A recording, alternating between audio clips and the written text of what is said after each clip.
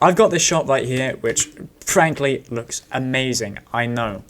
But I thought I'd show you how to make these like newspaper things, which is really simple, and it looks quite simple, and it is quite simple. So here we go. The first thing to do is get a newspaper texture, and I'm sure you can find these online, but I think it's a lot better if you have newspapers lying at home somewhere. Just take a photo of them. These textures aren't going to be that important because we're going to modify them later and add to them. So all you need is the texture. So this is a nice one. I'm going to take a photo of this. You want it with as minimal shadows as possible. Like, so if I had my hand here, that would not be good. Although I can kind of do the, what is this? I don't know. But yeah, something like that. And just take a photo, make sure the whole thing is in the frame. Don't worry too much about angle, because unwrapping it kind of fixes that later. So, yeah. Yep. Once you have your newspaper texture, you want to add an images plane, which you should have enabled, because it is a valuable add-on. And you want to just grab your newspaper texture. So I've taken this photo with this wonderful looking lady on it, who we are just going to crop out completely. And I'm going to rotate it 90 degrees just to get that. Let's go from camera view. And as we can see, it doesn't fit in the plane very well. So we're going to go to the UV editing tab, and we are just going to line the UV texture up with this. So what we can do is just grab one of the points and move it to, let me turn off proportional editing, to the corners of the page. And it's that simple. It doesn't have to be exact, but yeah. That looks really nice to start off with. But it still needs more work, or it's going to look crap, horrible. This looks horrible. So the next step is to go to the shading tab, and we're going to modify the image. Kind of.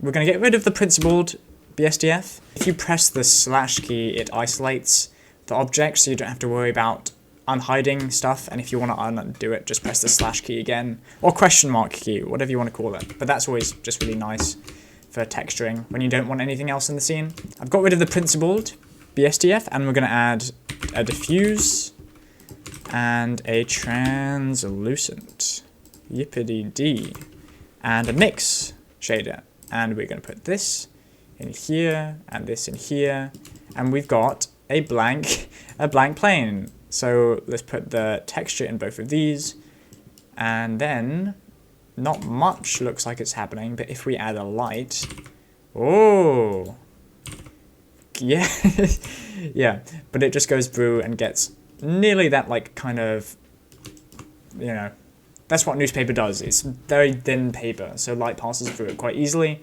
and we can either make that more extreme or, yeah, but I'm going to leave it maybe 0.6, 0.65. That's nice. But it still doesn't look as good as I want it to look yet. So there's another cool thing we can do, which is add a paper texture of our own, which you can find online. And I've got one here, which looks like that, which we can, if we give it a mix, if we mix it in with this, aha, now we're getting somewhere.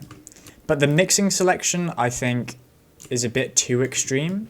So what I found is that screen, which looks very extreme, but if we put it up, no, if we put it down, nope. If we swap these, and then, yeah, and then put it down, you get something a bit nicer. Yeah, okay. And if we put that into the color of that, and the color of that, here we go. For adding detail to a lot of things, just adding a bump texture and then putting the original image. Actually, no, not this one. This one, because that's where the folds are. Putting that into the height, and putting it to the normal of diffuse. Actually, normal of both of them. Ooh. First of all, it's very extreme, but if we put the distance down to maybe 0.02, and strength to very low as well, you get that detail quite nicely. That's the shading setup. And if we just introduce everything else by pressing question mark again, why is What's this? I think the picture I took the lighting was a bit weird, so it's a bit orangey. But that kind of adds to the variation, so I think that's okay. And if we really wanted to fix that, we can just add a hue saturation value node in between the image texture and this kind of chain here, and we can just turn down the saturation. And that matches everything else. Maybe a bit more.